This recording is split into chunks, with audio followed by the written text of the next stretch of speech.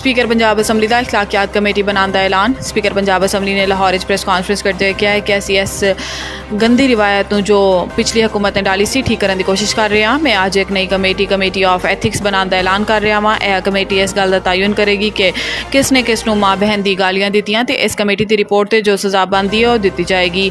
तुसीं चौक खड़े होकर मुजम्मा साजी नहीं कर रहे बल्कि यह हाउस है जो आइन के तहत चलता है। स्पीकर पंजाब असैम्बली ने मजीद किया है कि मैनू बहुत अफसोस है कि नफरत मबनी माहौल कायम हो गया है। सियासत हूँ सियासी मुखालफत नहीं रह गई बल्कि ज़ाती जिंदगियां ते हमला किया जा रहा है। जो हुकूमती अरकान की जानिब तो गैर इखलाकी नारे लगे सी तो ओपोजिशन ते हुकूमती अरकान को बिठा के एक ज़ाब्ता इखलाक तय किया गया सी जिसे तय किया गया सी कि दोनों जानिब तो कोई गैर इखलाकी नारा नहीं लाया जाएगा, लेकिन इसके बावजूद कल बेहूदा नारेबाजी की गई।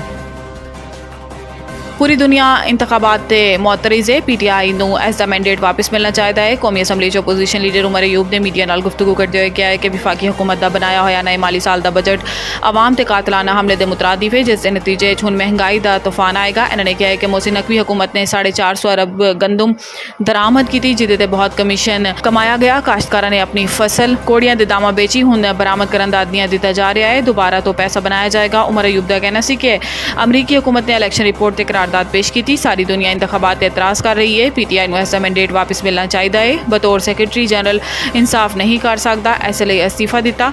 इद्दत केस टैक्नीकल बुनियाद पर मुस्तरद किया गया। इस फैसले के खिलाफ हाईकोर्ट जा रहे हैं।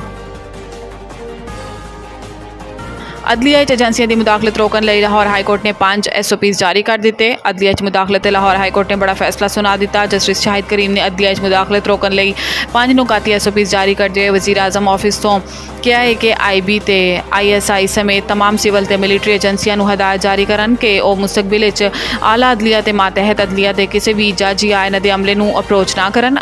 अदालत ने कहा है कि IG पंजाब भी मातहत अफसरां अदलिया मुदाखलत तो रोकने की हदायत जारी करन। इंसदाद दहशतगर्दी अदालतों के सिक्योरिटी के हवाले तो अगर कोई हिफाजती इकदाम करने ने तो मुतलका जज तो मुशावरत इतफाक राय के बगैर नहीं किए जाएंगे।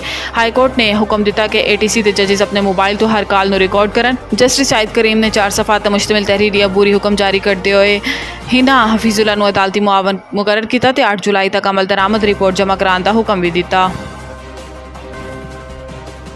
सिंध यकम तो 10 मुहर्रम तक दफ़ा 144 नाफिज। कराची डबल सवारी पर भी पाबंदी आयद। सूबाई महकमा दाखिला ने मुहर्रमुल हराम सूबे फिर दफ़ा 144 नाफिज कर दी जिसका नोटिफिकेशन भी जारी कर दिया गया। नोटिफिकेशन के मुताबिक मुहर्रम बगैर इजाजत जलूस से रैली निकालने पर पाबंदी होएगी तो पाबंदी का इतलाक यकम मुहर्रम तो 10 मुहर्रम तक रहेगा, जबकि 9 तो 10 मुहर्रम को मोटरसाइकिल की डबल सवारी पर पाबंदी होएगी। महकमा दाखिला का कहना है कि मुहर्रम के दौरान असला की नुमाइश से ड्रोन उड़ान पर भी पाबंदी होएगी।